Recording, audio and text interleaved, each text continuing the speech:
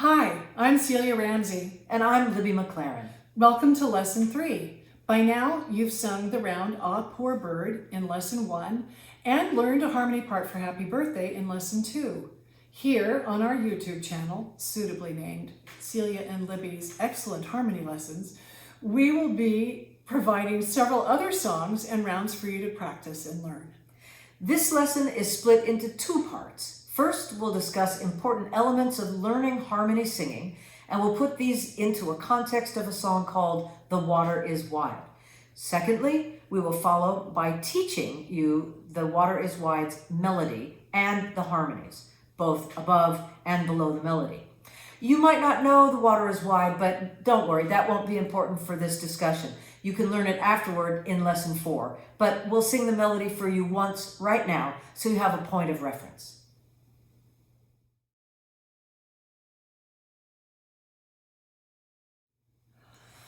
The water is wide, I cannot get o'er, and neither have I wings to fly. Give me a boat that can carry two, and both shall row, my love and I. One tip we'd like to share with you is singing the scale of notes for the song so you can orient your ear. So, the water is wide. The scale for that note would be la la la la la la la la la la la la la, because the range of notes for that song includes some that are a little bit below. So why are we telling you this? Well, there's a very important thing when you're singing a song. You have to find the notes that fit in your range. So if you start a song that's way too high, it's going to sound not so good way up high. And if you start a song that's too low in your range, your notes in your voice don't really go there, well, that's not going to sound so great either. Let me be a guinea pig and show you as an example. Oh, great. So we sang it, The Water is Wide, which was comfortable for both of us, which is why we picked that key. However, if I was to say, oh, let's try to sing it higher, I'm going to go, give me like an E. Okay, I have a pitch pipe, and here's what E sounds like. Okay, I think, hey, this sounds good. I'll try that. Yeah. The water is wide, I cannot cross o'er. And I think immediately that feels too high. It feels kind of pinchy in my throat, and I want to stop right away and say, no, I want to try a lower note that's more in my range. Again, the range is your low note and your high note that feels comfortable when you're singing. So I tend to be a low singer, and so high notes kind of scare me off, and I don't really want to sing a song too high. Celia has a higher voice than me, and so sometimes low notes might kind of get to her, but the idea is to find something in your range so that your notes are comfortable, you feel happy with what those notes are, and it makes the song more enjoyable to sing.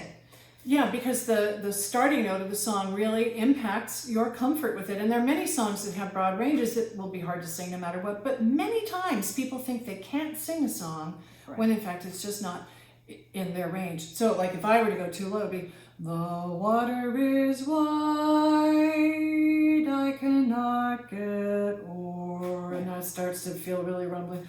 And if it goes any lower than that, I'm screwed basically. So one other tip we'd like to bring up is breaking a song down into small bites and to just learn and master each of the small pieces and then add another piece to it. So you would be basically, the water is wide. You'd work on that over and over again until you got it.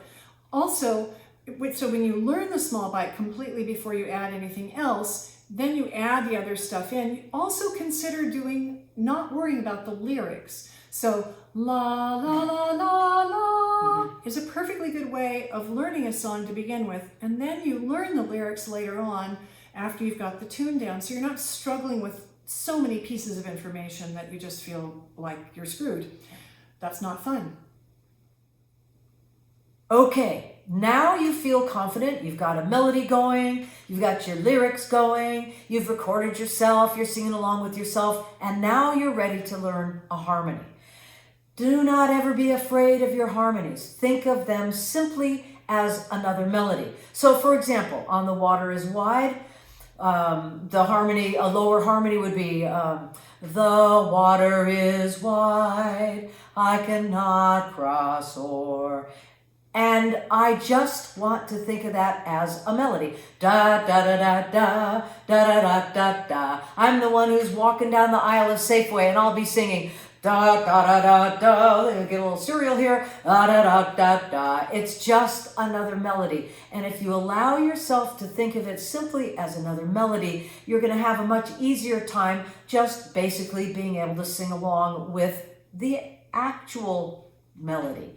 Another thing, if you're having a hard time hearing yourself, let's say you're in a song circle, or even just the two of us and we're singing, and I'm trying hard to hear myself without being too loud, I cup my ear. I take my hand at the cup shape, I pull the flap of my ear forward, and I can hear myself so loud. Give it a try. Do it right now. It's kind of mind-blowing. The water is wide. Wow. Very different than the water is wide. And so much of harmony singing and melody singing and learning harmonies and learning melodies, it's about gaining confidence and feeling comfortable with singing what that group of notes is, whether it's a melody or a harmony.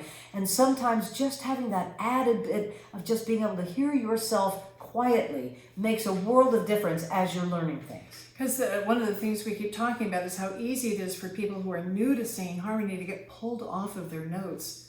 So your cupping ear thing is, is one way to make sure that you hear yourself loudly enough that you don't get pulled off by the person you're sitting next to. Exactly. So that would be great. Right. We also like it if you learn by ear. So that would be another tip to sort of manage. And I think a lot of people feel kind of dicey about that. But you internalize things differently when you learn them by ear. And when I was a kid, I learned all sorts of songs by ear. We all were kindergartners singing in the song circle together and stuff. Yeah. And I can summon up those lyrics. I have to work at it a little bit because I'm getting old.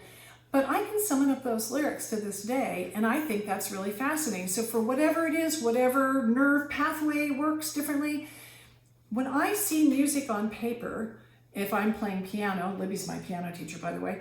If I'm playing piano, I've observed that I cannot play by ear if I've learned to do it with the music. If the dots aren't there in front of me, I am at a complete loss.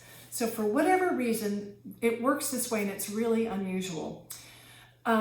You can also memorize your songs, and that is another thing that's important. Oh, wait, one thing I wanted to say about learning by ear is in order to do that, what you can do is, with your lyrics in front of you, record yourself on your device while you're doing it with the paper, then put the paper away, don't look at it again, play back and learn to sing against your own voice. I mean, it'd be a really good way for you to sort of absorb it by ear, but then don't look at that paper again. Concentrate on singing along with yourself, which feels pretty safe, don't you think? It's a great idea.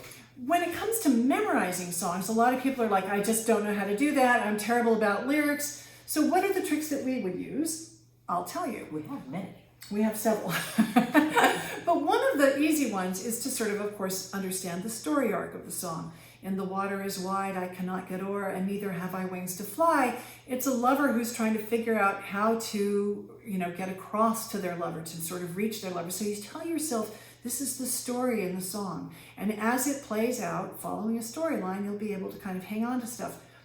Also, you can look at the rhyming scheme. And the rhyming scheme helps give you another sort of mental anchor. So, the water is wide, I cannot get o'er, and neither have I wings to fly. Give me a boat that can carry two, and both shall row, my love and I fly. And so you start having other little things that help you sort of kind of get a real anchor as far as what the lyrics are. So that's really basically it. Also, all of these hints and all of these tips work for any song. So keep these in mind as you're starting to learn songs, as you're learning your melodies, learning your lyrics, learning your harmonies. All of these tips will apply to every song you want to learn. Also, you may notice that down in the table of contents, we actually have links that carry you back and forth throughout the video. All you need to do is click on the link if you need to repeat any part of this. For all of our videos, that's true. So join us in lesson 4 to learn how to sing The Water is Wide and its harmony above and below. See you there. See you there.